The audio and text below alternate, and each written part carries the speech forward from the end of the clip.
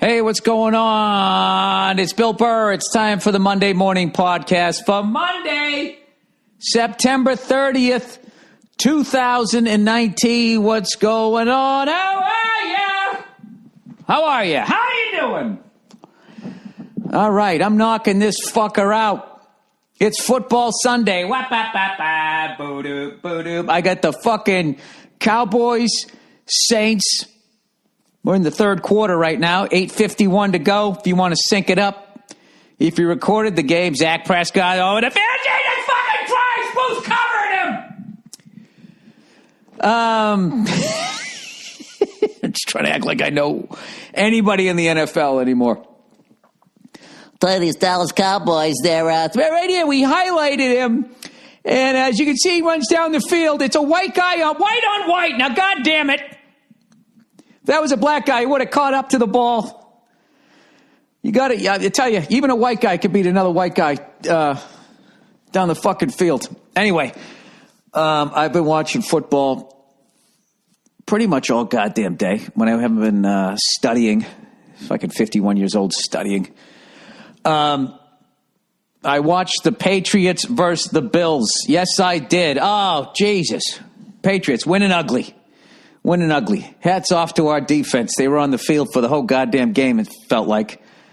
I got to tell you, those Buffalo Bills, they are their record. They're fucking good. Their quarterback just needs a little more experience. His second pick was really stupid. I mean, even I saw that fucking linebacker fall down. That guy was open right in the flat, and he went for the whole fucking thing, didn't he? But anyway, what are you going to do? It was not a pretty win, but part of me wanted the Patriots to lose just so I could fucking talk to Verzi, where he sits there and tells me that fucking, I'm like, dude, they've played against three teams that are 0-3. He's like, doesn't matter. It doesn't matter. If they lost this week, I swear I was going to call them the mush. Remember that from A Bronx Tale? Everything was going great. And then all of a sudden, Verzi comes walking down, holding up his fucking ticket. What was the name of the horse in that movie? I can't remember. I remember what it was in Pope of Greenwich Village. Sorry, Hope. Charlie. So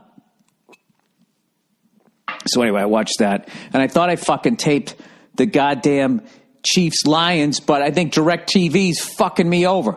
Because I called them up. It used to be if you had NFL Sunday ticket, it automatically renewed. Right?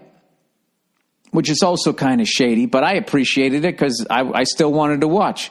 Now it doesn't, because somebody probably bitched about it. Like, I only watched it that 1 year because I thought I was getting a ring.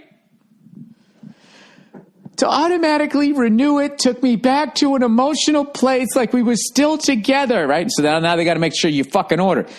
So I got to order this shit, right? I don't know how to do it online. I'm not fucking doing that. There's something about, like, because I'm old, right? Going on my laptop to do something, I feel like a cashier with the fucking buttons, and I just wait for a drawer to pop out, and I should have a little pencil behind my ear. All right, I'm not fucking doing it. I'm calling up your business, and you're picking up the phone, which they didn't do. Why does every quarterback lift his goddamn leg up like that? I don't understand that. Huh? Is their jock strap fucking wrapped around their nuts? Does it make any sense to you? Is that an audible? Can the fucking line hear him stomping his foot? Anyway. The fuck was I? This is why I can't talk with the fucking TV on. So I called up DirecTV to order NFL Sunday ticket. And they're like, I called them at like fucking 9:45 to 10, which is 1:45 East Coast. Touchdown! How about them Cowboys? All right, now it's a game. Now it's a goddamn game. 9-9. That's what I like. A nice fucking baseball score. Look at that guy right there. The fuck is he talking about? They called it a touchdown. The Troy Aikman haircut. I don't understand these fucking people where they got the guy. You're wearing a jersey in another person's stadium, behaving like that. And then all of a sudden something goes down. And you're like, I don't know what happened. I just came here to cheer. You're in the wrong house. Okay? Can you imagine if you went into some liberal's house on the night Hillary lost? Do you think you'd get out of there alive or vice versa?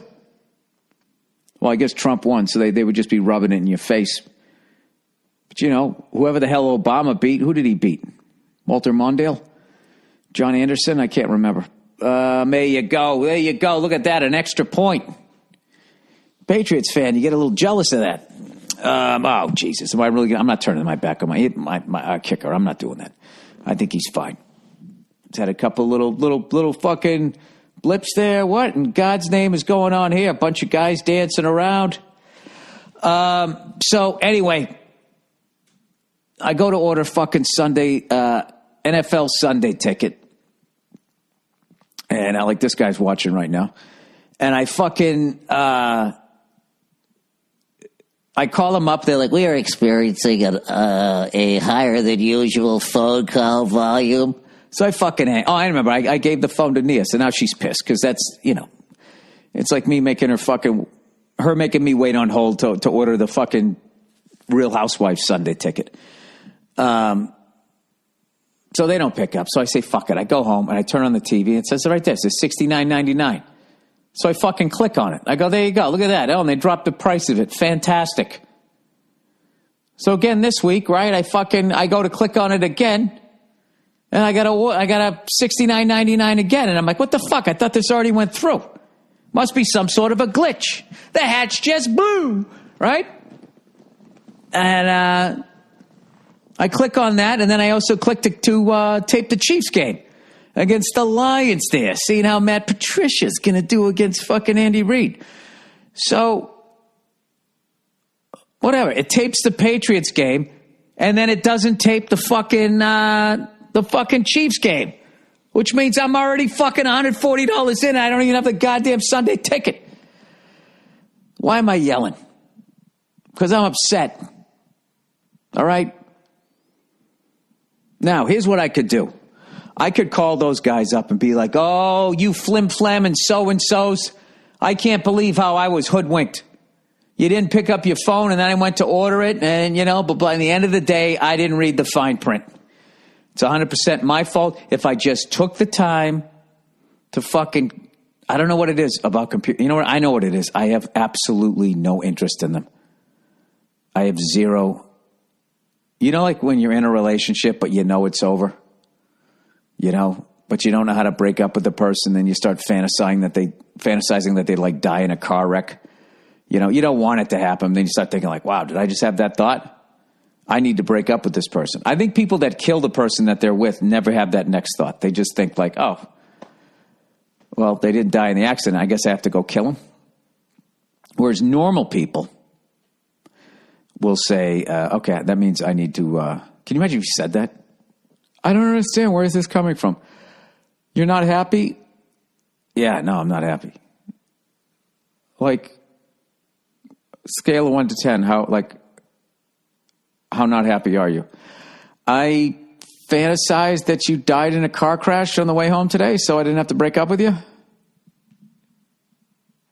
I don't even know what to say to that. That's a rough way of doing it. But I'll tell you, you're definitely out of the relationship after that one.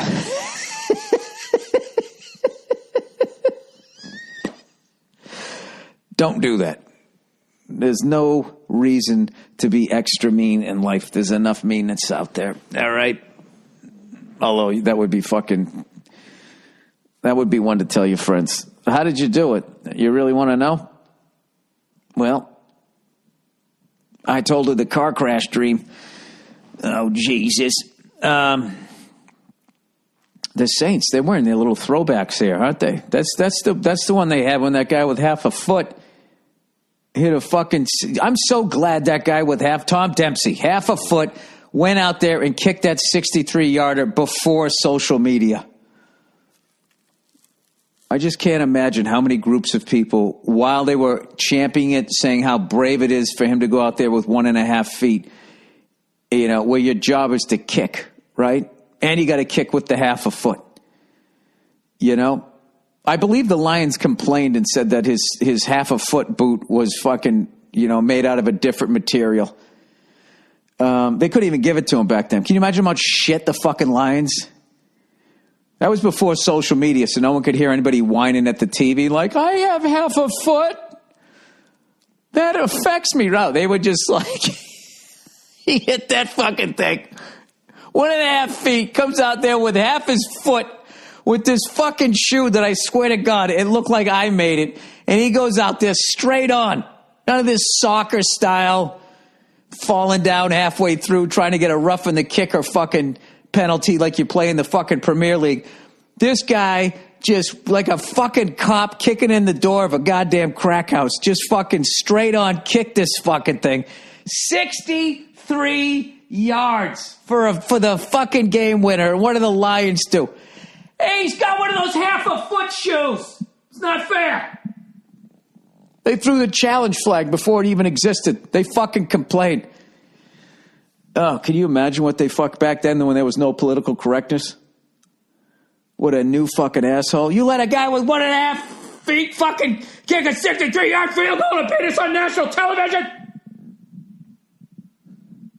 Tell you right now, we're doing 2-a-days for the rest of the week. You goddamn Marys, you're going to have 1.5 assholes by the time I'm through with you. So anyway, the uniforms, but they were hapless back then. Were they the first team to hire a handicapped player? Were they? That's an interesting thing, right? And then you got the guy who was on the Giants who got too patriotic on 4th of July, lost a couple of fingers. Giants kept him.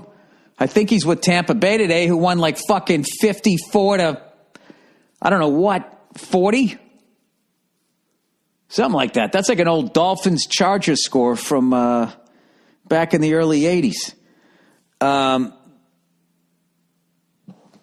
Anyway, I don't know what the fuck I'm talking about anymore.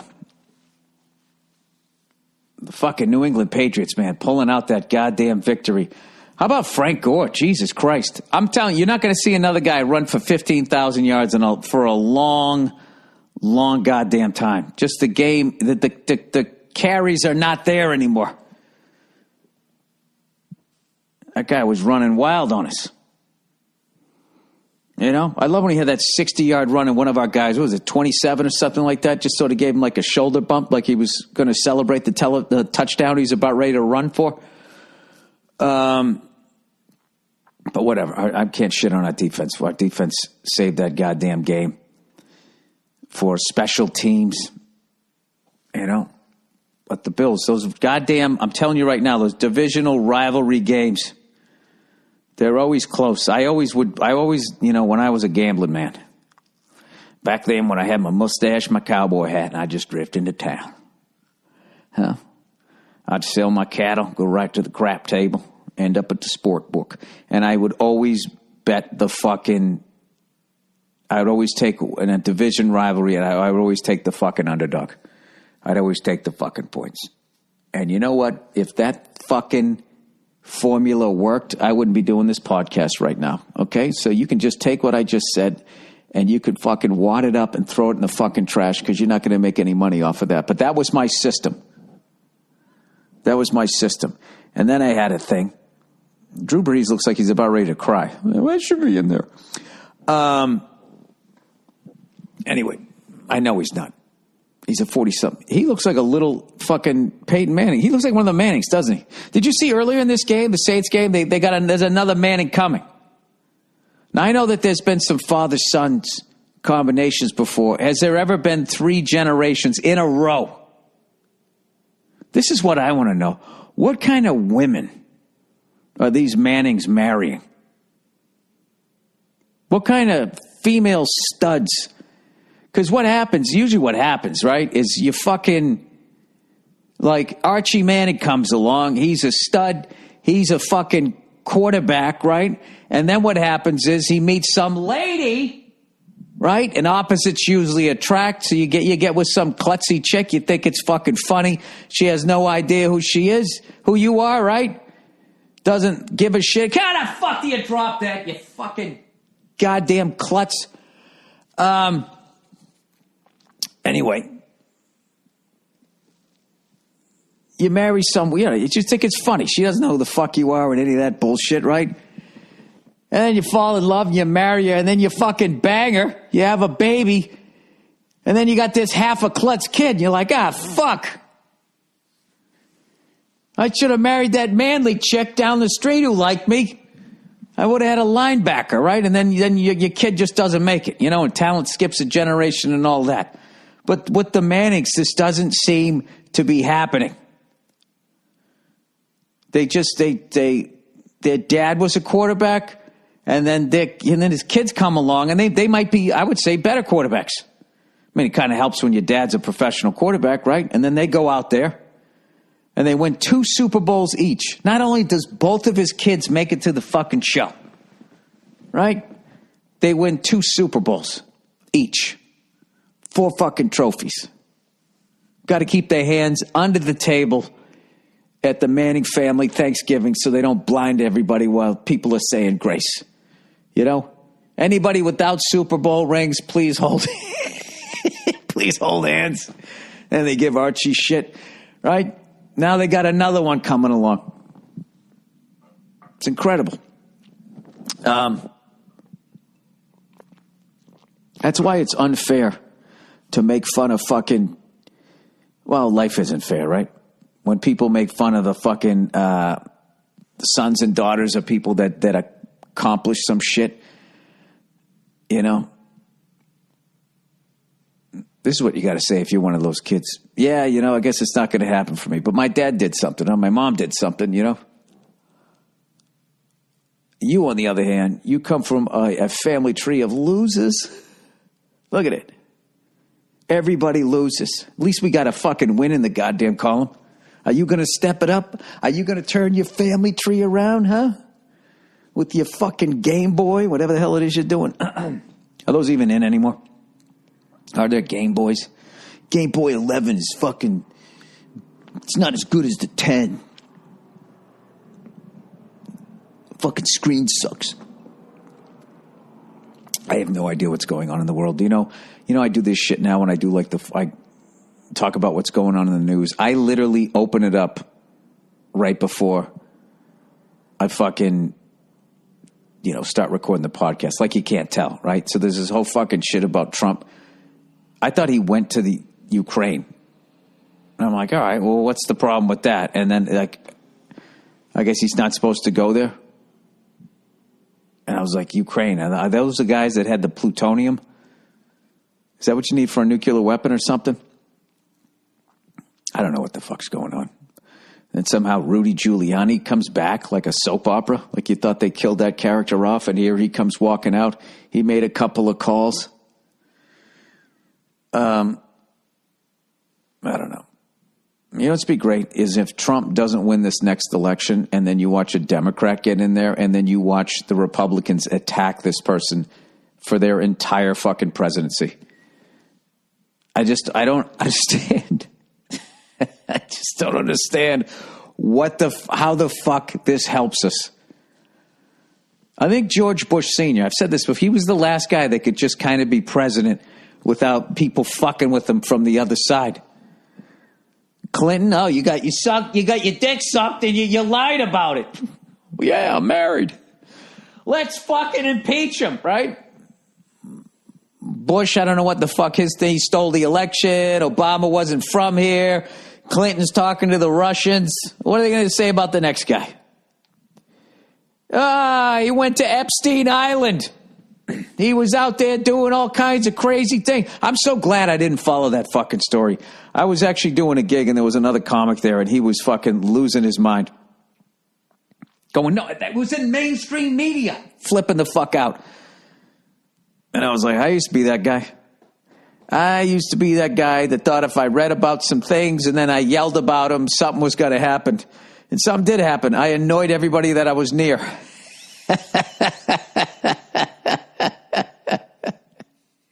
It's like if that shit, what they're saying really happened, and you really want to go out and do something about it, the level of power that you would have to have. And then I think at that point, you would have gone to the island at some point because you would have needed the fucking money. Or I don't know what happens. Something happens when you get to a certain level of power and you've eaten everything, you've drank everything, and you've fucked everything, and there was nobody there to keep you in check. I think eventually you end up on an island just doing something fucking crazy. I think that's what they do because they're just bored shitless. Like when, I respect you guys, right? So I don't want to talk down to you at all here, okay? I mean this in the nicest possible way. When you go to Six Flags and there's not a long line, that excitement you get? I'm fucking with you. But anyways, everybody knows that excitement. When I go to the airport and there's nobody fucking there, when I take a 1 o'clock flight and I get there and everybody's fucking gone, that level of excitement, These people fly private. That's not enough for them. When you go to a farmer's market and they still got some fucking kimchi left over, whatever the fuck it is you're looking for, that's not enough for them. They have their own chefs. I'll tell you what is overrated, because they always do those lifestyle of the rich and famous. He's got someone to come in there and scratch his ass, right? Like whenever they had like super rich people have like the fucking movie theater in their house. That thing? I've been in 3 of those. 3 houses where people had those. Okay? 2 people in this business, 1 person not in this business. I've been in 3 of them. So fucking overrated. You got this sick-ass TV screen, and then they fucking fill the room with those uncomfortable movie chairs. I mean, every time I go to the movies, I'm like, everything about this is great, except that fat fuck chewing the fucking popcorn behind me, and these fucking chairs stink. They have done a good job with, like, they've made sure that no matter how fucking tall you are, that your head's not going to be in the way of the person behind you. I will give you that. But like, at the end of the day, when you're at home, right? And you get yourself an adult beverage. When you're home, right? You lay down on the couch, you watch a fucking movie. That's how you want to do it. You don't want to sit in a fucking seat. I mean, why don't you just make the floor sticky while you're at it and invite that fat fuck over to eat the fucking Reese's Pieces behind me? Don't understand it. 100% stupid, fucking overrated. I don't even know why I'm fucking talking about this shit. You know why? Because I'm a sad man fucking doing an hour on a podcast by himself. All right, 23 minutes in. Is this when I fucking make the call here to do a little bit of, what do you call them, advertisements? Them advertisements. Who do you guys like tonight? Do you like the Saints?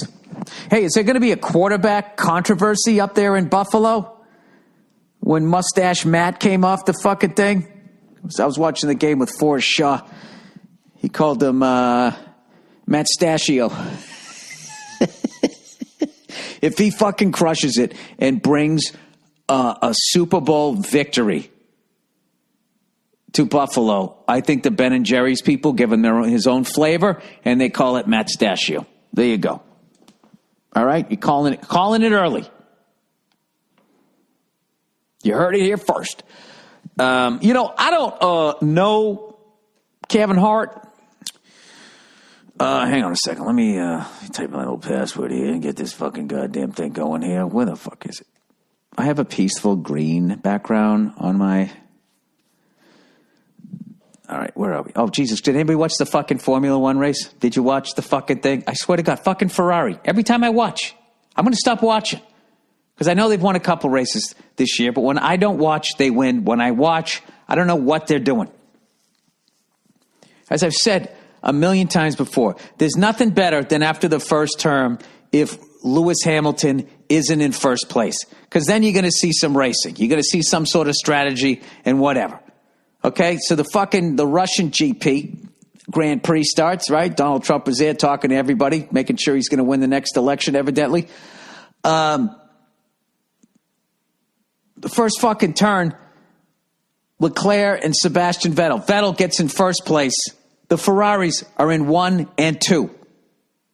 Mercedes are in 3 and 4. Now, if it's the other way around, that fucking race is over. Ferrari never seems to get at least when I'm fucking watching. Somehow, they fucked this thing up. Mercedes took some sort of risk with a different, softer compound. I don't know what the fuck it was, but it was the wrong goddamn tire. And I guess Vettel was supposed to get the fuck out of the way so Leclerc could be in first because he probably has more points. I haven't watched it this much this year because every time I do, this shit happens. And all of a sudden, he won't do it. Right? Acting like Lewis Hamilton. Like, I expect this behavior out of my teammate, but I will not do it when they need it from me. Right? So he doesn't get out of the fucking way. So nobody's able to open up a big fucking lead. I don't know. Then Ferrari's strategy, they went in first. They changed their fucking tires. Mercedes is still out there. Hamilton's now in first place with Bottas behind him. But you know they got to come in. So it seems to be like it's a good strategy. And then fucking Vettel's car shits the fucking bed. Yellow flag comes out. And then both Mercedes pit. They get brand new tires. And what I fucking loved, it was when the race restarted and Hamilton was in first. Bottas is in second. Leclerc is in fucking, is that his name? I don't even know. Is that a flyer? I can't even fucking remember. I got a kid now, too. I'm not, just as long as it's some guy begins with an L. Right? Leclerc, whatever his fucking name. He was in third place. And I just loved how these announcers were selling me this race like I wasn't watching what was already going to, there was another 20 laps. And I'm going to sit here and act like this Ferrari is going to get past Bottas, like he's going to let that fucking happen. And even if he does, he's going to catch Lewis Hamilton. All right, so I fired up the flat top grill, getting ready to make some dinner. I watched it. I recorded it, so I was watching it later. I just kept walking in, and I just said, Nia, just let me know if the red car goes by past that silver car. And she goes, fine. I just kept walking in, and every time I walked in, Lewis Hamilton had a little bit more of a victory. Not a victory, a little bit more of a lead.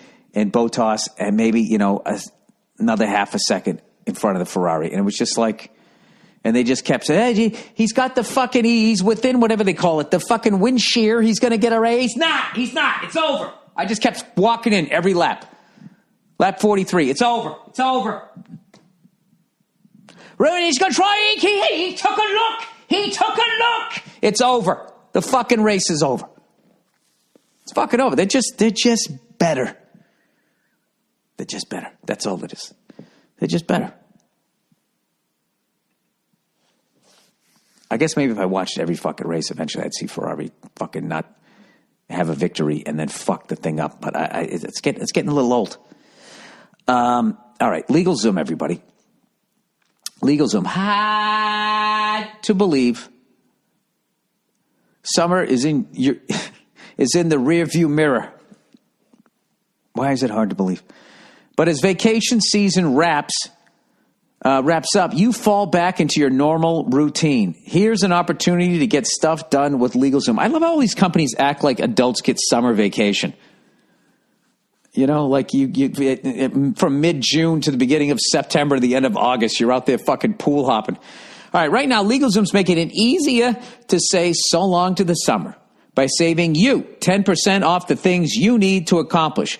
For all you entrepreneurs that haven't set up an LLC, a DBA, or an S Corp for your business, now's the time to save money. And if you've been meaning to wrap up your last will or living trust, which you got to do, you got to do it. You got to do it because then you can go have a good time and ride a ride, and not worry that, if I die, my family's going to be like destitute here. They're going to be out on the fucking street. All right.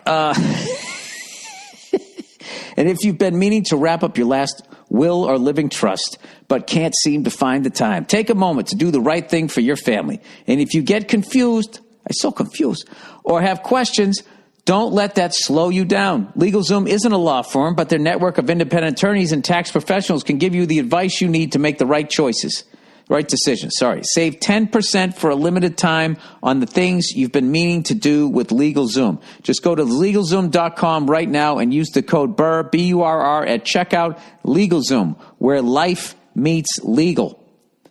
Oh, look who it is, everybody. Oh, Jesus. It's Butcher Box.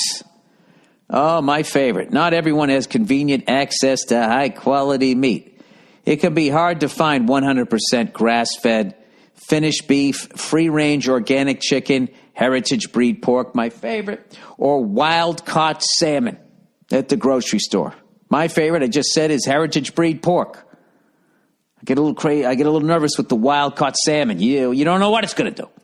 Every month, Butcher Box ships a curated selection of high-quality meat right to my home. All meat is free of antibiotics and added hormones. Each box has 9 to 11 pounds of meat. Where am I? 9 to 11 pounds of meat, enough for 24 individual meals. You can customize your box or go with one of theirs. Either way, you get exactly what you want. With Butcher Box, you get the highest quality meat around for just $6 a meal. And they even have free shipping nationwide except Alaska and Hawaii. Right now, Butcher Box is offering new members ground beef for life. That's 2 pounds of ground beef in every box for the life of their subscription, plus $20 off their first box. Just go to butcherbox.com/burr or enter the promo code burr at checkout. That's butcherbox.com or enter the promo code burr at checkout. All right, so guess what I finally did? You know how I had that fucking rotator cuff issue with my right shoulder, and then I finally did the rehab right, blah, blah, blah. I got the whole fucking thing going. Everything was great. And now my left shoulder's fucked up. So this thing's been fucked up for like a year. I finally said, fuck it. I bit the bullet and I'm back into rehab. Rehabbing this goddamn thing because I miss going to the gym. I miss lifting weights. And, you know, I got to be honest with you. I really feel like the gym needs me.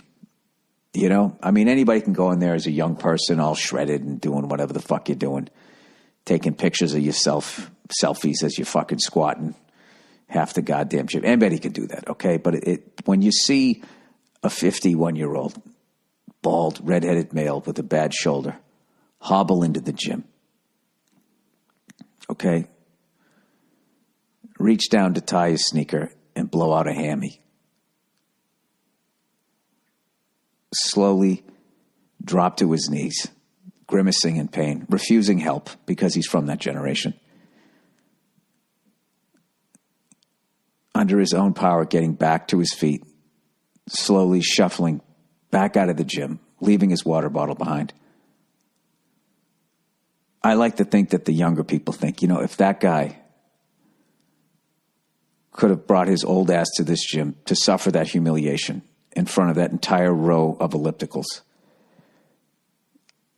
I can't get here 4 to 6 times a week. You know, I always felt that I inspired people when I went to the gym. You know, there's a certain vibe that I bring to the gym that you just can't coach it. You can't teach it. It's what I do. You know, most people have the inner ear buds. I don't. I come walking in with the giant fucking Bose noise canceling, you know, like a gold-toed fucking white dude in first class. That's how I come in. You know, plain T-shirt, sweatpants, dressed like fucking Malcolm Young if he did aerobics, right? Rest his soul. That's it. And all these fucking guys with their newfangled fucking exercises, right? I don't even do that. I'm from the generation that's right behind the generation that used to wear the fucking hoodie and then they'd wrap the towel around their neck and then tuck the towel into their sweatshirt. Oh, this is an oldie but a goodie. I told this on the podcast a long time ago, maybe fucking 10 years ago. One time I was living on the Upper East Side. I was living on the Upper East Side of fucking New York, right? And New York Sports Club was the gym I was a member of. And this fucking guy came in. All right? That fucking generation. He had the fucking sweatshirt on with the towel around his neck tucked in, you know, into his neck, right? Then he had Larry Bird short shorts on. This is this is like mid-2000s, where shit was still baggy and everything. He had the fucking Larry Bird short shorts on. He had his socks pulled up to his knees. Old school looking sneakers like Tom McCann or some shit. And he had a headband on with the fucking white dude afro, looking like Ken Patera. And he comes in, and he was lifting weights. And every set, he'd make this noise. He'd bring it down and then up, and he'd go, yeah, yeah. Super loud. The whole gym looking over, but you were scared of the guy because he was like, fuck, I don't know what this guy would rip your arm off like a gorilla. He was going, yeah. And then the best part was on the last one, when he shouldn't have done one more rep, when he was forcing the last rep through, he'd go, yeah. So we're over at the fucking whatever, the barbell rack, whatever you call it, dumbbell, kettlebells, whatever they are now. They were just fucking dumbbells back in the day. And this guy is on the other side of the gym going, yeah, yeah. And we're fucking crying, laughing, but there's mirrors everywhere. So you got your head down because I don't want to fucking deal with this guy. This guy looks like he's one of these guys that had 8-ball every night in the 70s and somehow lived to tell about it. I don't want to fuck with this guy. Hey.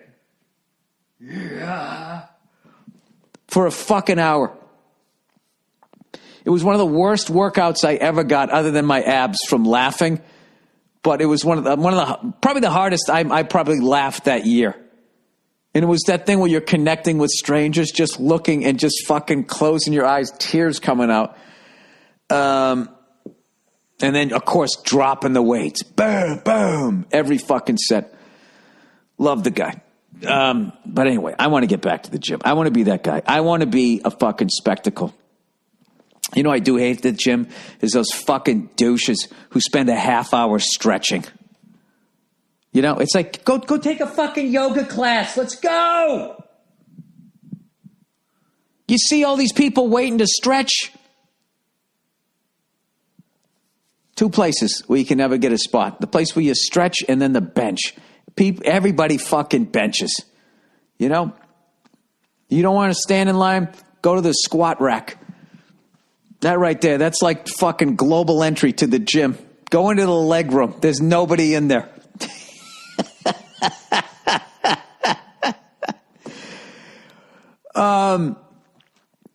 I think that's changing though, because when I was lifting earlier this year before I fucked up my shoulder.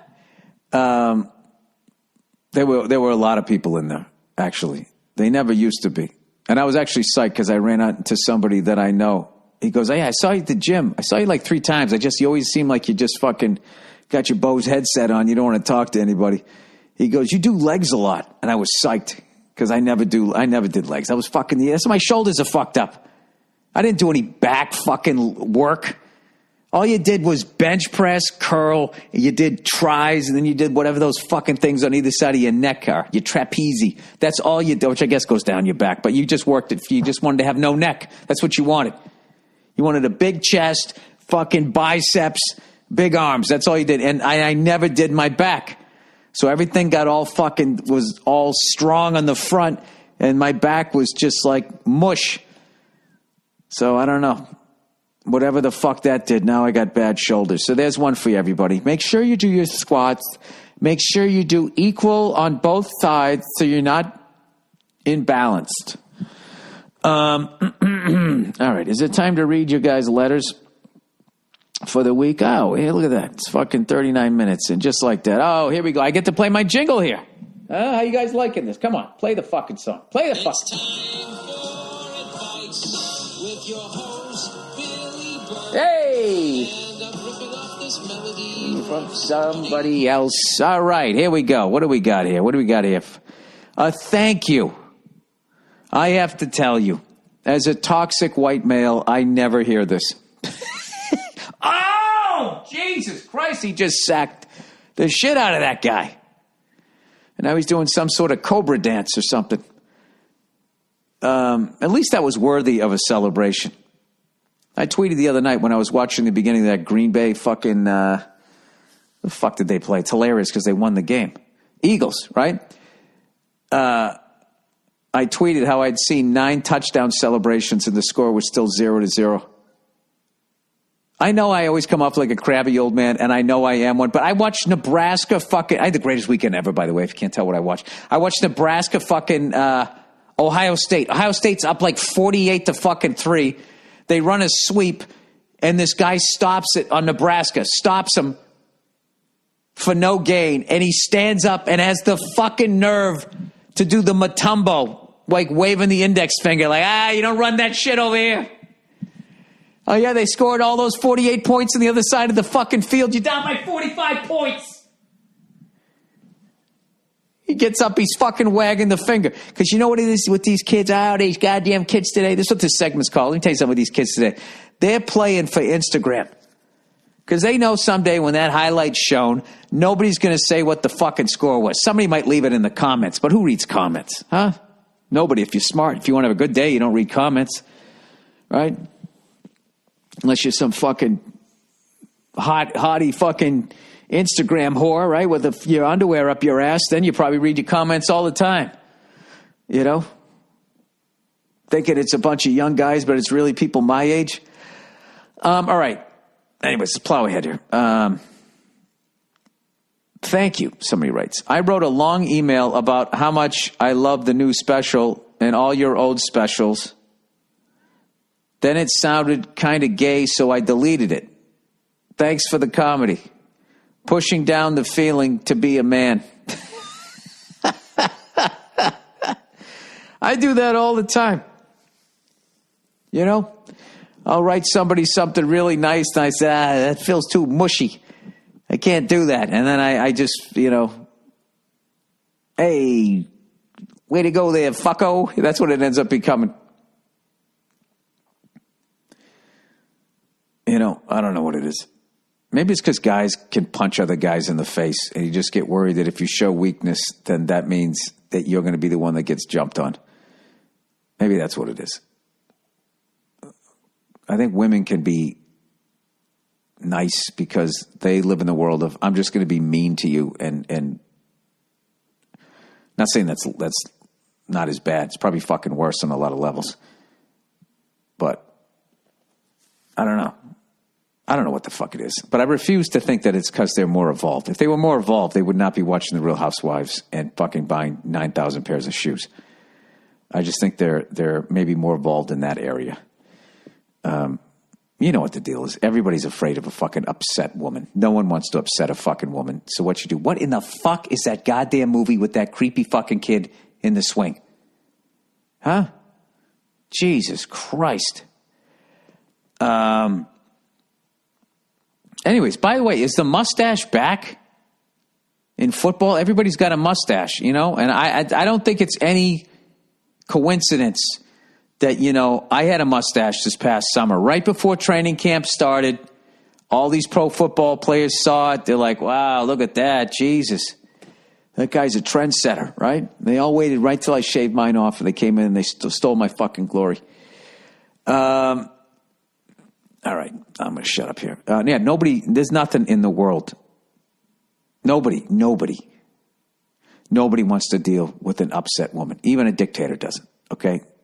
That's why they kill him, because, they have the option, right? But in a way, him killing her shows you how much he doesn't want to deal with that shit. The second they get upset, you're immediately caving. You're immediately negotiating. Okay, I don't need to have fun today. All right, cancel culture karma. Oh, alliteration. Hey there, Billy. Not sure if you heard about this, but I have a great story of karma I wanted to share. A popular story over the past week. I love when you guys tell me popular stories here because I don't pay attention to a lot of this shit. And I would love to say it's because I like to read rather than watch TV, but that's not the truth. Okay, a popular story over the past week or so was about Sign Guy, S-I-G-N. What else could it have been? It's the only sign I know, right? I don't know why I just spelled that out. That was weird. About Sign Guy, who is a student from Iowa State. he had a sign on national television saying he needed money to restock his Busch Light supply. Okay. With his Venmo account at the bottom of the sign. Money came pouring in. Over $1 million. That's fucking great. Anheuser-Busch comes in with sponsorship and donations and and he decided to donate it to a children's hospital there in Iowa. What a fucking great guy. Finally, a great story that everyone can be happy with, right? Nope.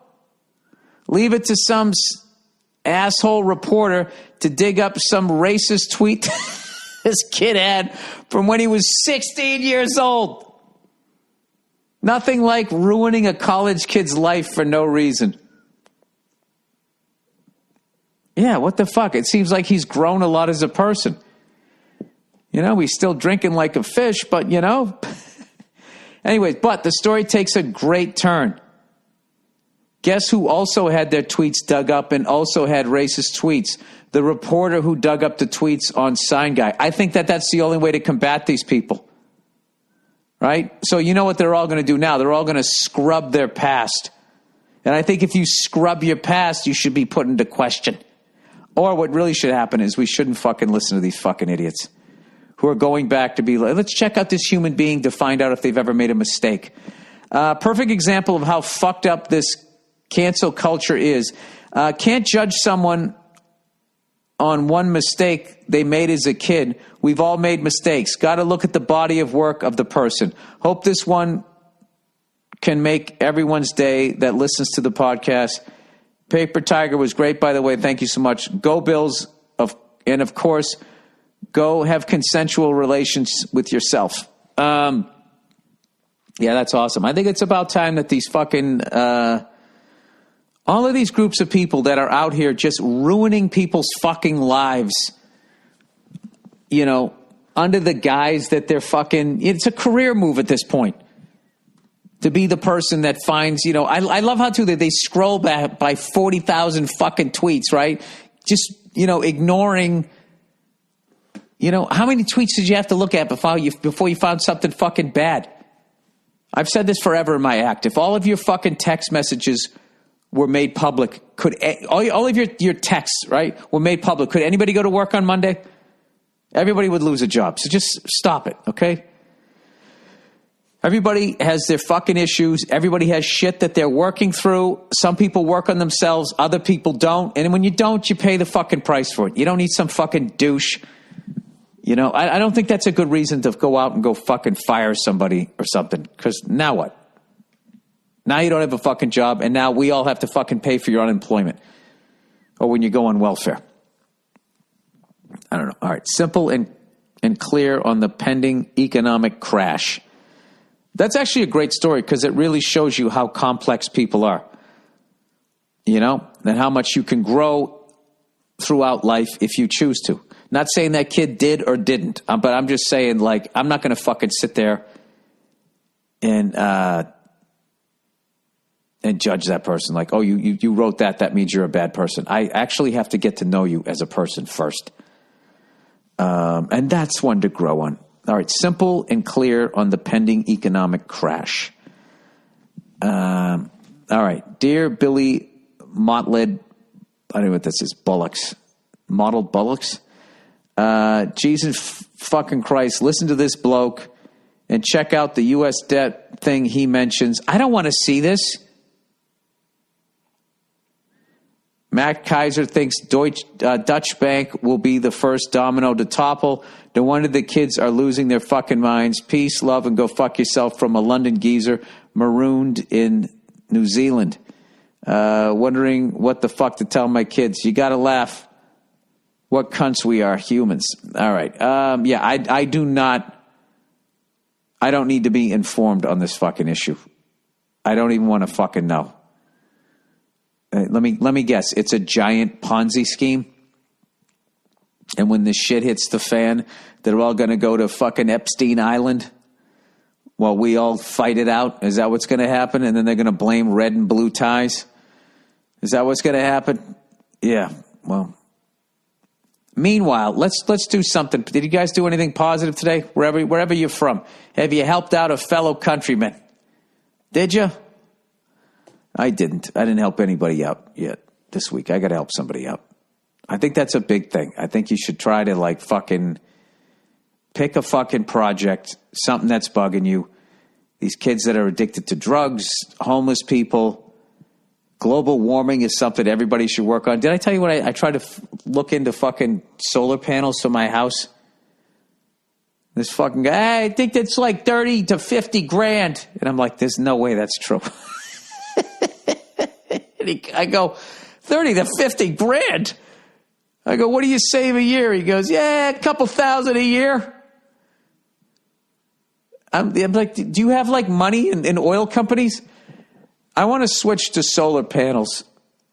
And my next car, I don't know. I think maybe it'll be electric. I don't know. I just figured like that is going to be my way of combating fucking the evildoers and all of this fucking shit that we're talking. Because if we really wanted to combat these fucking people, you got to bankrupt them. Okay? And their funding comes through all the fucking oil that we use. So if we stop using the oil, I mean, the Middle East is like a fucking donut shop. They sell donuts. Okay? People stop eating donuts. That's it. You're out of business. You're massively fucking compromised if we cut down our fucking donut eating over here. So I'd like to do my goddamn part. And there's no fucking way. Dude, this is how much the oil companies own the politicians. You know, back in the day, if you had solar panels, any excess power that you didn't fucking use, the electric company would buy it off you or something. And now, not only do they not pay for it, they just get it. They just take it from you. And it's just like nobody is doing anything to help out regular people. So as regular people, okay, we got to start looking out for each other. Am I out of my fucking mind? You know, because they're just not doing it. They've looked the other way while they fucking polluted all the water. They poisoned the food supply. They got us addicted to fucking drugs. They fucking squandered all the money. They keep us in wars. They try to get in and out. No, now we're going to go after fucking Iran. With what money? What money are we going to do this with? I don't know. I don't understand how it works, but I do know this. Nobody gives a fuck at that level. So, I think it would really freak them out if we actually just started helping each other instead of yelling at each other. Like that whole thing has to like stop. I think if I can get preachy here, that has to stop. Canceling people has to stop. All of this fucking shit. Like there's got to be some sort of, middle ground we can all meet at. But I think we have to go back to, when you go over to somebody's house. Or you go, how about we act when you go on the internet? You go old school. When you went over to somebody's house, you didn't bring up politics. You didn't bring up religion. You didn't bring up shit that was going to cause a fucking fight. Everybody fucking relaxed. You had a good time. Everybody knew what their drink was. You played some cards. It was fucking fine. Right? I think we should go back to that. At least my romanticizing of the past. All right. Daughter's tricycle. All right. Oh, by the way, I got I got it all fucking greased up there. I guess if I was going to fight terrorism, I should have fucking not used any oil or anything. My daughter's tricycle. Hey, Bill, I'm sure you know about these already, but just in case you don't, you got to get your daughter a balance bike to go with the tricycle. Tricycles are the shit because we all had them as kids, but they don't do shit towards helping a kid get ready for a real bike. That's not true. That's not true. It teaches them how to pedal. And it teaches them how to steer.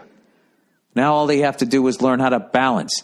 And then when you stick them on a fucking bike, they have training wheels. So now it's just a bigger bike. They're also lower to the ground. So if they fall, which is really difficult, it's not a fucking problem. All right. A balance bike will help your daughter understand the balancing necessary on a two-wheel bike without the complexity of pedaling. If you want your kid to be a badass and to be on two wheels sooner than later, a balance bike is the key. Check it out. I'm cool with my kid's development, I'm not trying to beat some kid in fucking China, whatever the fuck I'm supposed to be doing. All right? I've seen those countries, and I've seen those kids where you push your kids too far. They're fucking miserable. Oh yeah, we already have something like that. We already got something like that. She didn't get it, you know what? And she fell down and she hurt herself. So now she's on the fucking tricycle. I appreciate it. Why a balance bike is the best bike for your toddler from the people who want to sell you a balance bike. I don't know. I rode a tricycle when I was a kid, and I eventually rode a bicycle and had no fucking problem. All right? All right. Righteous, but I appreciate that. I think we already have a balance bike. Somebody bought the balance bike first. All right. Righteous problems, dude. From Canada with love. Yo, Billy Maple Leaf. Love Paper Tiger. Thank you so much. And please keep spreading the word out there so people know that it's out there, because I figured this first wave is all you guys. And from the bottom of my heart, thank you so much, seriously, for watching the thing. The response has been absolutely ridiculous. And I'm having so much fun putting together this new hour, which I'm going to test out here the next couple of weekends. And I got a huge year next year of touring around. And, I mean, it's the greatest fucking job ever. And you guys watching my special the way you did and telling people about it and tweeting about it and all of that shit means I get to continue living my dream, right? So what? I can't go out and help somebody who really needs help, some homeless fucking person? Billy Cuntface is going to be Billy former Cuntface. I'm going to stop being such a fucking curmudgeon. And, I don't know. I'm going to try to fucking do something positive. You know, if this is the end, are we going to really end it by screaming and yelling at each other the whole way out? Well, we have to fucking have a good time. All right.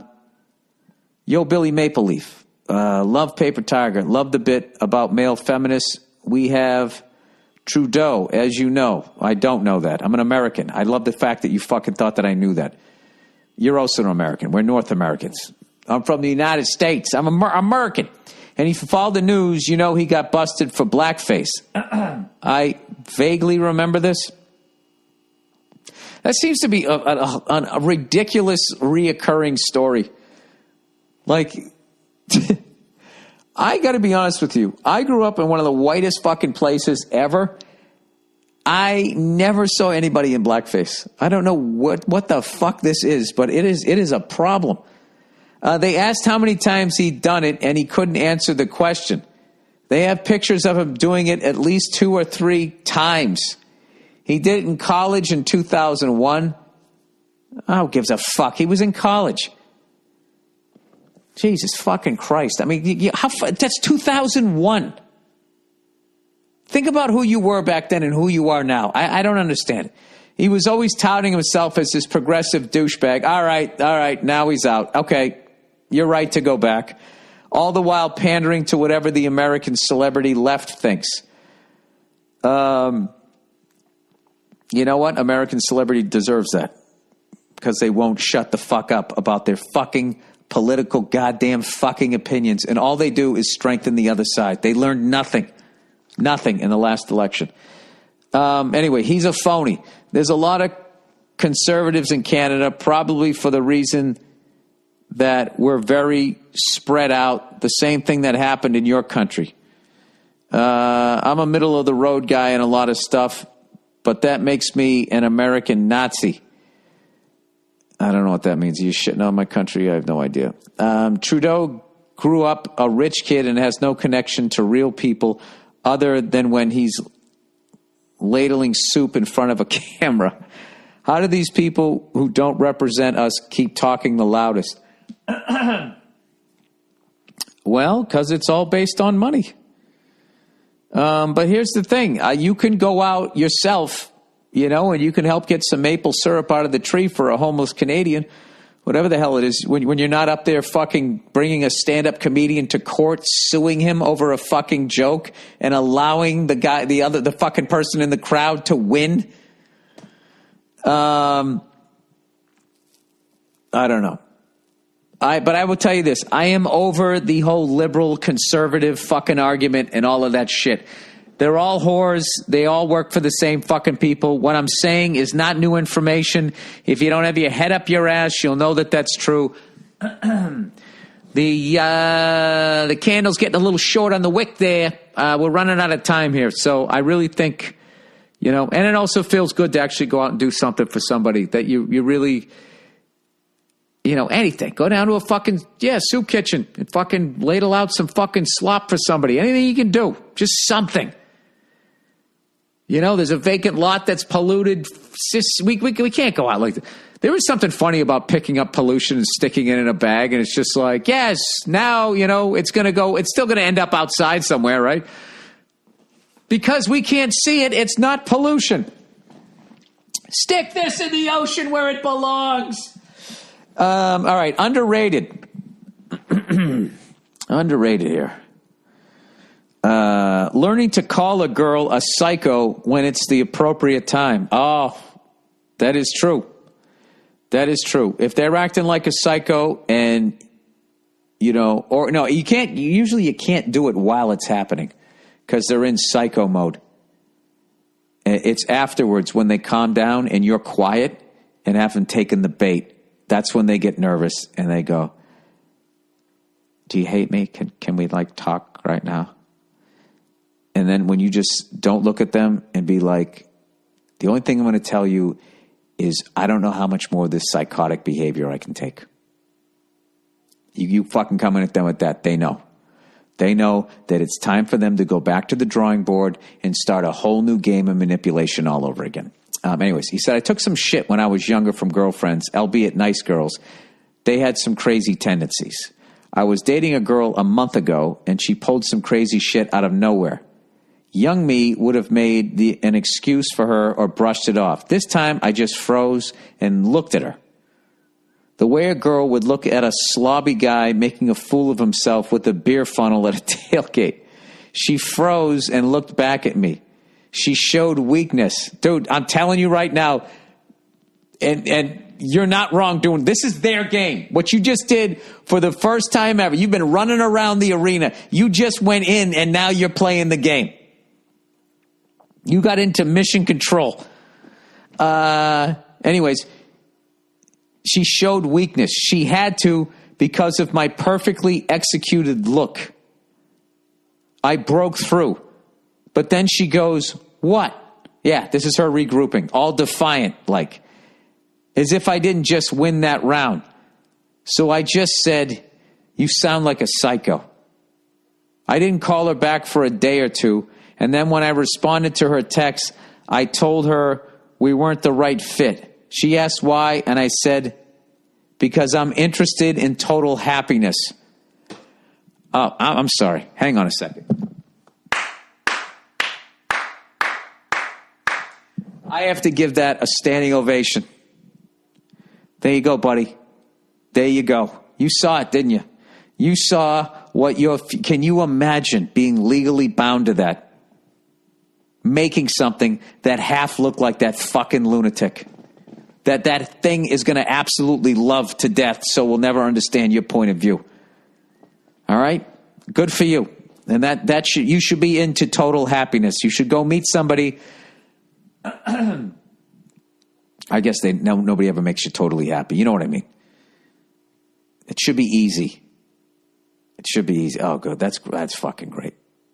That is fucking great. Can you? Oh my God! I wish you had the follow-up text.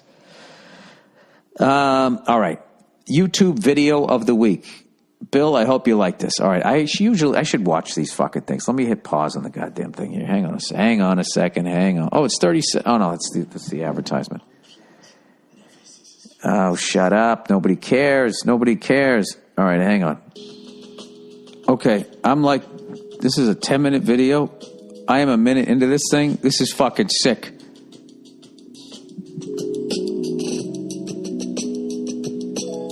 All right, I'm all over this. I love this shit. High-level fucking musicians making incredible music. I will repost this. YouTube video of the week. I think you'll like this. Yes, I do. It is, I hope I say the names right. Yusef Days X Alpha Mist. I don't know if that's one person's name, two people's names. I don't know. Love is the Message, live at Abbey Road, featuring Mansur Brown and Rocco Palladino. My God. I just listened to the first fucking minute of that. I was blown away. All right, so look at that. There is something positive. There's positive things in the world. Let's go positive, everybody. Huh? Let's help each other out. Let's all get $30,000 to $50,000 fucking solar panels, man, so we can save $1,200 a fucking year. All right, that's the podcast. Go fuck yourselves in a positive way, and I will. I'll check in on you on Thursday. I'm having a good time. I don't want this to fucking end. Who's playing Monday Night Football? What up? All right, how much is DirecTV going to charge me for that one? The fucking cunts. Monday Night Football. Hey, how great is it that NFL Prime Time's back? I can't figure out where to watch it. ESPN Plus. Boomer's back. Tom Jackson. I don't know why they ever got rid of it. Monday Night Football. Let's see. Who do they got? 49ers? This week. The 0-3 Cincinnati Bengals versus the 0-3 Pittsburgh Steelers. Somebody's got to win. All right. I'll be watching that. The old AFC Central. I don't know what they're called now. I have no fucking idea. All right. That is the podcast. Okay. You guys have yourself a wonderful couple of days. Look at that. That's positive. I didn't tell you to go fuck yourselves. All right. Have a wonderful couple of days while you go fuck yourselves. There you go. That's a little middle ground.